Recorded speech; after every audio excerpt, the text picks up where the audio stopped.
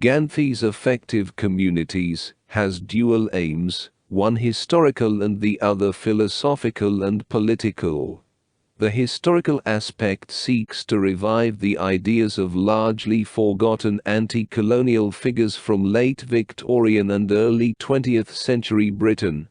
These individuals, including Edward Carpenter and C.F. Andrews, rejected imperialism and identified with victims of their country's expansionist ventures. The book emphasizes its bold model of social justice and political action, expressed through the theme of friendship. The writings and cultural initiatives of these figures, such as vegetarian restaurants and socialist fellowships, created a space that welcomed Indian nationalists in Britain and influenced their ideas. The author contends that this utopian vision represented the culmination of late Victorian radicalism, marked by a rejection of individualism and possessive nationalism. Despite criticism from figures like Friedrich Engels and Sigmund Freud, Bhattacharya aims to elevate these ideas, considering them valuable in the present day. Gandhi's second aim is to transform these historical ideas into philosophical gold applicable to today's conflict-ridden post-colonial world. The ethics underpinning the affective community, as she explores, provide an alternative to traditional forms of cultural nationalism. They present two prevailing modes of anti-imperial resistance: traditional but repetitive forms of cultural nationalism and the quite different ethics of hybridity or contrapuntality.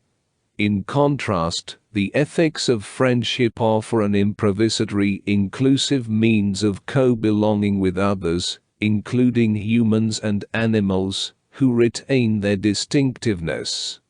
At the core of this ethic is a profound commitment to identify and forge solidarities with marginalized groups, extending to women, spiritualists, homosexuals, and peoples of empire. Gandhi embarks on the task of uncovering minor narratives of cross-cultural collaboration between oppressors and oppressed, aiming to reveal a history of anti-colonialism, often overlooked due to its origins in the metropolitan center.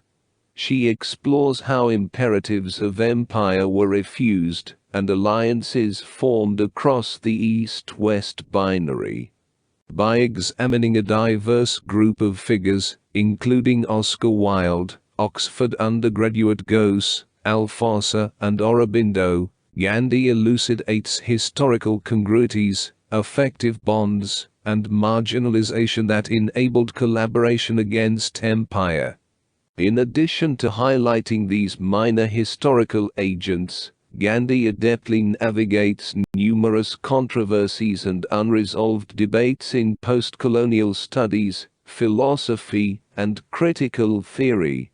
Delving into the legacies of Kant, Hegel, Marx, Foucault, and Derrida, she seamlessly intertwines theoretical exegesis and historical anecdotes to illuminate their mutual insights regarding liberatory politics. A central aim of Gandhi's project is to underscore the potential for resistance within the empire and across its territories, emphasizing contemporary urgency by linking 19th-century empire to current global power structures. Gandhi also seeks to rescue Fin-de-siècle utopian socialism, along with its connections to anti-colonial thought, from historical neglect. Dismissed as immature by critics like Max Nordau, Engels, Lenin, and Orwell, she argues that this immaturity renders utopianism politically potent. Utopian thought, characterized by an embrace of impossibility and a refusal of the given, serves as a crucial antidote to the constraints and exclusions of governmentality, as articulated by Foucault and Agamben. To narrate the nature of Fin-de-siècle utopianism and cross-cultural exchange, Gandhi organizes her book around the convergence of friendships and various movements and identities.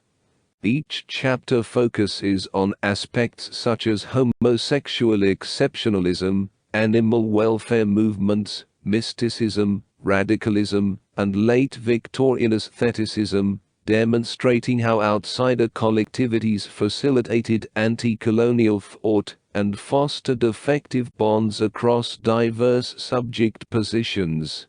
The chapter titled Meet stands out as one of the most enlightening and captivating studies in Gandhi's work. Drawing on Donna Haraway's Cyborg Manifesto, Gandhi argues that ethically informed reassessments of human-animal sociality offer rich anti-colonial possibilities. She explores the connections between British vegetarian and animal welfare movements and M.K. Gandhi's revolutionary ideals of ahimsa, non-violent passive resistance, and Swaraj, self-rule. The chapter seamlessly weaves together narratives of Gandhi's studies in London, his engagement in vegetarian circles, and a history of Victorian animal welfare ideology. It reveals how early animal rights rhetoric, influenced by philosophers like Jeremy Bentham and J.S.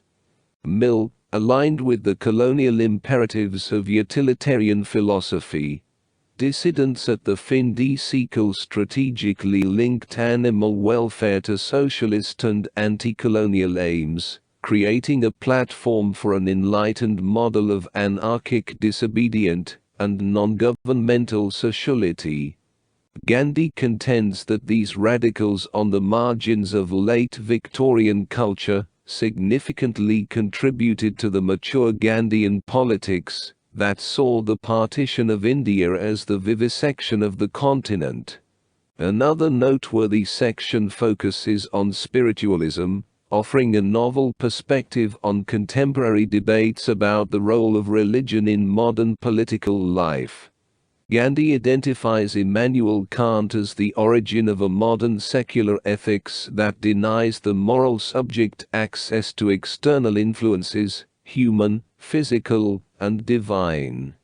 She argues for the ethical value of the mongrelization of subjectivity present in some forms of religion. Gandhi positions the openness to otherness evident in Findi Sequel mystics' rhetoric and practices as a salutary reminder of religion's utopian potential.